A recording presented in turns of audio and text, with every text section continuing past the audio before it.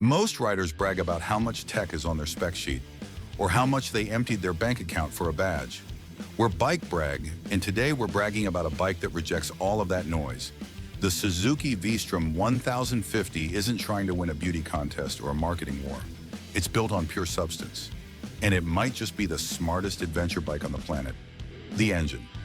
At its core sits a 1,037 cubic centimeter, 90-degree V-twin, producing around 107 horsepower. Figures can vary slightly by market, but the character of this engine stays consistent wherever the bike is ridden. What matters most is not the peak number, it is how that power arrives. From the moment you open the throttle, the delivery is smooth, linear, and predictable. No obvious flat spots in normal riding. No abrupt surge that demands attention. Just consistent, usable thrust the rider can always anticipate. At highway speeds, that translates to effortless overtakes requiring nothing more than a modest roll of the wrist. Twin-plug ignition and revised camshaft profiles contribute to that clean response, keeping combustion efficient from low revs through the upper range.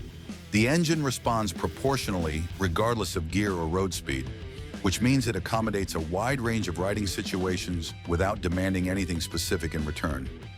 The result is a motor that remains genuinely capable despite meeting current emissions requirements, and that balance is not something every manufacturer achieves without trade-offs. The character of this V-twin, it separates the V-Strom from the parallel twins, boxer twins, triples, and V4s that populate the adventure touring segment today. Suzuki tunes this 90-degree V-twin for strong, low, and mid-range torque, which means less time working the gearbox to find power and more time simply using it. That quality becomes most apparent not at full throttle on an open road, but in the ordinary moments. Sitting at partial throttle, navigating slow traffic, holding a steady speed up a long grade, the engine works with the rider in those situations rather than requiring constant active management. Across a long day of varied riding, that difference accumulates in ways that matter. The fuel range. Most riders report mid-40s to low 50s miles per gallon, depending on riding style and terrain. The tank holds 5.3 gallons at a measured touring pace that can translate to somewhere between 220 and 250 miles before a stop is needed, though that figure drops meaningfully at sustained highway speeds or in harder riding. On long stretches across the rural Southwest, through the Great Plains, or into mountain terrain where fuel stops are separated by genuine distance, the ability to cover that ground without watching the gauge closely changes how a rider relates to the route itself. The price. The 2026 V-Strom 1050DE carries a US MSRP of around $16,449 before destination and dealer fees. Premium adventure bikes in the same category from European manufacturers can run between $20,000 and $25,000 plus. The BMW R1300 GS, for example, starts above $20,000 and climbs considerably with options. That gap is not entirely explained by engineering. A meaningful portion of it reflects brand positioning, a heritage premium, a racing lineage surcharge, decades of marketing investment priced into the sticker. The V-Strom carries none of that. What it carries instead is equipment. On the DE, that includes cruise control, a bi-directional quickshifter, and handguards as standard. Adventure package versions have been offered with aluminum panniers. The several $1,000s that remain in a rider's account after purchase represent real options.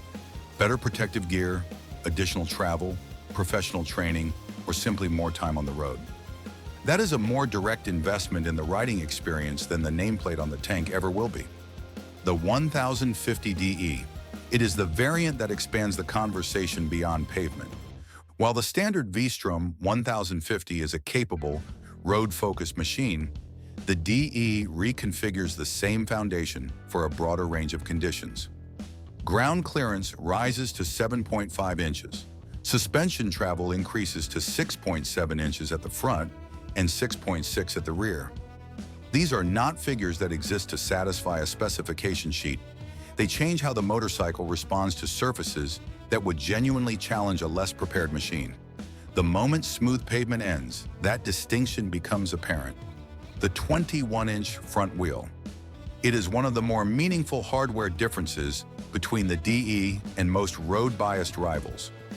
Larger front wheel geometry tends to handle loose terrain with more composure, rolling over disruptions more smoothly, and holding a chosen line on gravel and broken road with greater predictability. It also opens up a wider range of dual-sport tire options suited to mixed surfaces. That said, tire selection, suspension setup, rider input, and the loaded weight of any full-size adventure bike all play a role in off-road behavior. The wheel is one part of a larger system, but it is a consequential part of that system. Gravel mode. The DE includes a dedicated traction control setting designed specifically for unpaved surfaces. Standard modes reduce power when wheel slip is detected. Gravel mode instead permits a measured degree of rear wheel movement, acknowledging that some slip is a natural part of riding on loose terrain and not always something requiring immediate correction. The mode also allows the rear ABS to be independently disabled. Together, those two adjustments return a level of rider authority that transforms unpaved roads from something to be cautiously endured into something that can be approached with genuine intention. The braking system. The 1050DE uses Suzuki's Motion Track brake system, which integrates an inertial measurement unit to monitor lean angle and chassis movement in real time. Traditional ABS reads wheel speed alone, intervening without accounting for the angle of the motorcycle. The Motion Track system factors lean angle into its calculations when modulating braking force through a curve, which can be a meaningful distinction in unexpected situations. A system that does not account for lean angle can apply corrections that destabilize a bike mid-corner. The added information from the IMU gives the system a more complete picture of what the motorcycle is doing at any given moment. It is one of those features that operates entirely in the background under normal riding conditions, invisible until it is needed and worth having precisely because of that. Combined with the ability to disable rear ABS in gravel mode, the braking setup offers flexibility that suits both pavement and dirt without asking the rider to compromise one for the other. The suspension calibration. The DE features fully adjustable front forks and a rear shock offering preload and rebound adjustment. What is worth noting is that the default configuration works reasonably well for most riders without extensive tuning. Fully packed for a long trip, the chassis remains composed and predictable. Loaded two-up with gear, the behavior does not deteriorate sharply. That consistency under varying load is the kind of quality that earns trust gradually. Its absence is felt immediately on a machine that does not offer it.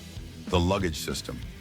On adventure package variants of the 1050DE, aluminum side cases are included.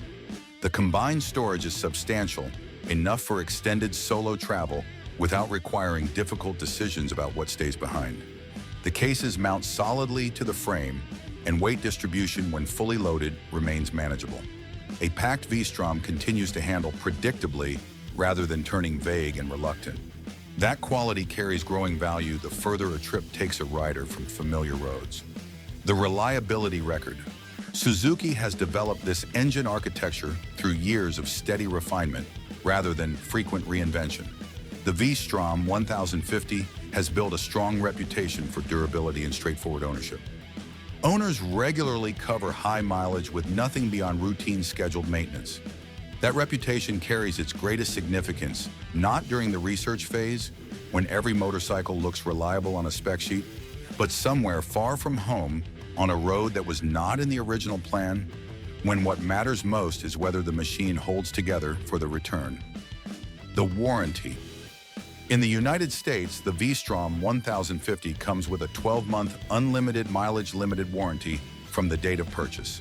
Suzuki Extended Protection coverage is available for riders who want longer-term coverage beyond that initial period. The standard term is not the longest in the category by default, but the extension options provide a practical path toward additional confidence over time. For buyers who intend to keep the motorcycle for years, those options are worth a conversation before the purchase rather than after. The maintenance accessibility. Unlike some machines in this category that can feel more dependent on dealer diagnostics for certain procedures, the V-Strom is more mechanically conventional and approachable than many tech-heavy rivals. Standard service tasks are within reach of any competent mechanic.